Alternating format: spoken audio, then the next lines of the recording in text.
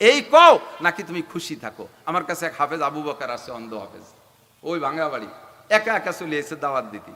দাওয়াতের আলোচনা সব শেষ, এরপরে বলতেছে হুজুর পরবর্তীতে আপনার সাথে যোগাযোগ করব, আপনার নাম্বারটা একটু দেন। আমি তো কৃষি নিবা, কয় যে কোন মুখস্থ নিবানি? আমি কি কয় তুই মুখস্থ নিবি কতদিন মনে রাখতে পারবি? কয় সারা জীবন। সারা জীবন থাকলে তো হবে। তাই তো এনে সবক পড়ার মতো মুখস্থ না, কোয়ান একবার। সত্যি আমি একবার বলছি আমার নাম্বার, বলার পরে ওরে আমি ভুলবো বলে এরপরে ফাও গল্প করছি ঘন্টাখানি। শেষে করলাম কত দিয়ে ওখানে আমার নাম্বার কত? 01712859380। আমার সে মুখস্থ তার বেশি। আমি যে এইরকম মেধা শক্তি।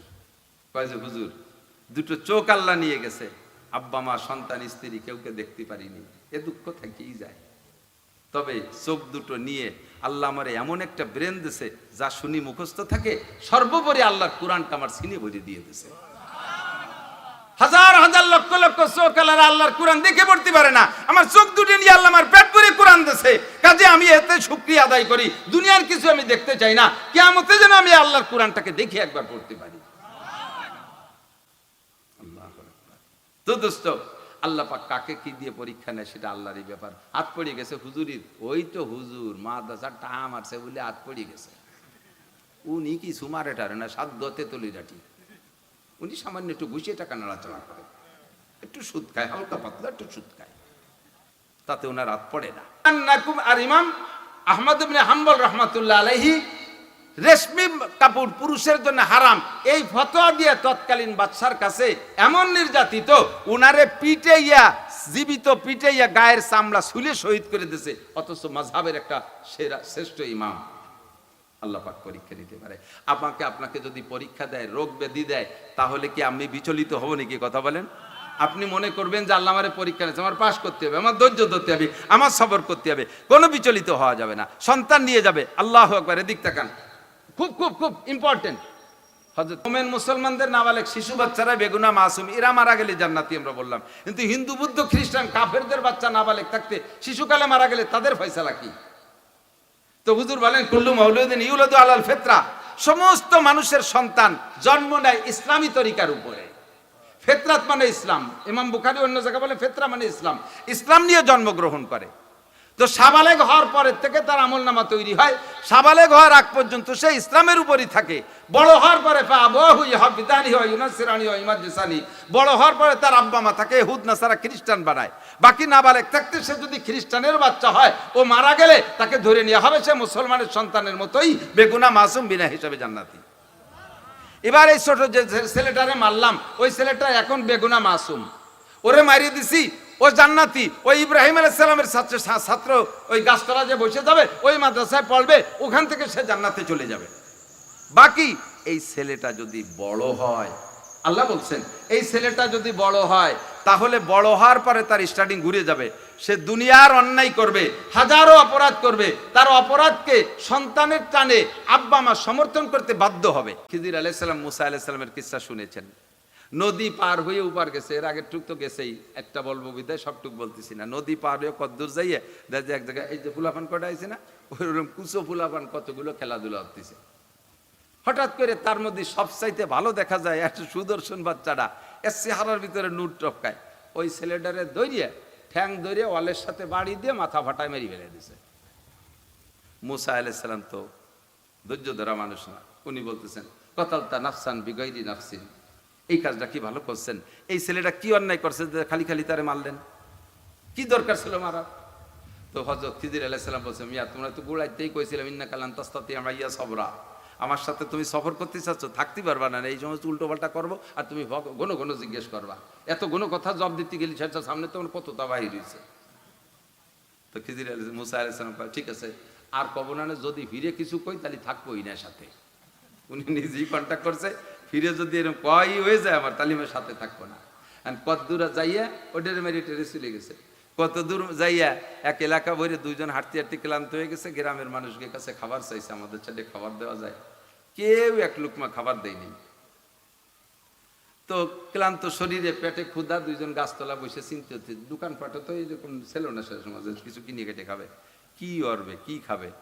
এর ভিতরে দেখা যায় বিল্ডিং একটা 150 হাত লম্বা, 30 হাত উঁচু, কায় তৈয়ে পড়ে পড়ে বা ফাঁসার অর্ধেক নিয়ে গেছে। তো খিজির আলাইহিসসালাম মুসা আলাইহিসসালামরা বলতেছে, ভাই বিল্ডিংটা তো পড়ে যাওয়ার মতো, ধরেন দিয়ে আমরা ধাক্কায় সোজা করে ফেলি। মুসা আলাইহিসসালামের তো এই সময় তো মিজাজ গরম হয়ে গেছে, যেই গ্রামের মানুষ বাদ দিল না তাকে দিলাম কেন সোজা হবো, কিন্তু কলি তো আবার সাথে থাকতে দেবে না। তো তয় ধরেন মন খারাপ, দুইজনে ধাক্কা মারছে, এত বড় বিল্ডিং, এই দুইজনের ধাক্কায় সোজা হয়। আল্লাহ কয় ওমা রমাইতাইজ রমাইতা ওয়ালাকিন্নাল্লাহ রমা, ধাক্কা দিবা তুমি, বুলডোজার শক্তি দেবো আমি, বলেন সুবহানাল্লাহ। দুইজনে ধাক্কায় বিল্ডিং রে সোজা আছে। তারপরে কষ্টখানি কইছে, আগে রে কিদে তো রইছে পেটে, ফিরে দালান ঠেলিয়ে কষ্ট হইছে, আইসে বইছে আর একদিক ফিরে কয় থাকতি তো পারবই না, বাপ ভালো না। যে গ্রামের মানুষ বাদ দিল না তাকে দালান সোজা হতে যাবো খেয়া। খিজির আলাইহিস সালাম বলতে, হাদা ফিরাকু বাইনি ওয়া বাইনিকা সাউনাব্বিউকা বিতাওয়িলি মা লাম তাসতাতি আলাইহি সাবরা। আর হলো না মুসা, যদি আপনি আমার সাথে থাকতেন, এইভাবে ঘন কথা না কইতেন, বছরের পর বছর থাকতেন আর এরকম আশ্চর্য সব দেখতে থাকতেন, একবারে শুনে যাইতেন। কিন্তু নিজেই কইছেন যে ফিরেটা কলিয়া থাকবো না, তাও যদি না করতেন তাহলে আরো 2 সাইডে দেখাতাম, তবে চলিয়ে যেন না, জীবন ভরে আমার পর দোষারোপ করতে থাকবেন। এই যে খিজির এই রাস্তায় যে আটে আর যত আকাম করতে তাহলে থাকে, ওই গুড়ায় এক গরিব মানুষের নৌকো ভেঙে তুইছে, নদী পার হলে দেশে লোকটা একটা পয়সা নিল না, তার নৌকো খান ভেঙে তুইছে। আবার আই সেই পোলাটা নিরপরাধ তারে হত্যা করে ফেললো বাড়ইয়া, আবার যাই এই গ্রামের বাদ দেন না তাকে দালান সোজা হচ্ছে। এই যে একটা দোষ তোমার আমার প্রতি মনে হচ্ছে, এর ব্যাখ্যা নাও, নইলে জীবন ভরে আমরা দোষী মনে করবো। আচ্ছা বলেন, কয় নৌকো ভাঙ্গার কিচ্ছা হলো, আমরা যে নৌকোয় পার হয়েছি নৌকোটা নিখুঁত, ওই গরিব মানুষ আল্লাহওয়ালা দিনদার মানুষ, তার জীবিকা নির্বাহের একমাত্র উপকরণ নৌকা। আমরা নেমে যাওয়ার পরে আসতেছে এক জালেম বাদশা, আল্লাহ আমারে জানাই দিছে। ওই জালেম বাদশার স্বভাব হলো কোনো নিখুঁত নৌকা পাইলে তা ছিনতাই করে নিয়ে যায়, মালিক যত কান্নাকাটি করুক তা শোনে না। তা আমরা ওই লোকটা আল্লাহওয়ালা দিনদার মানুষ, নৌকো খেয়া পার করে 2 পয়সা কামাই করে জীবিকা নির্বাহ করে।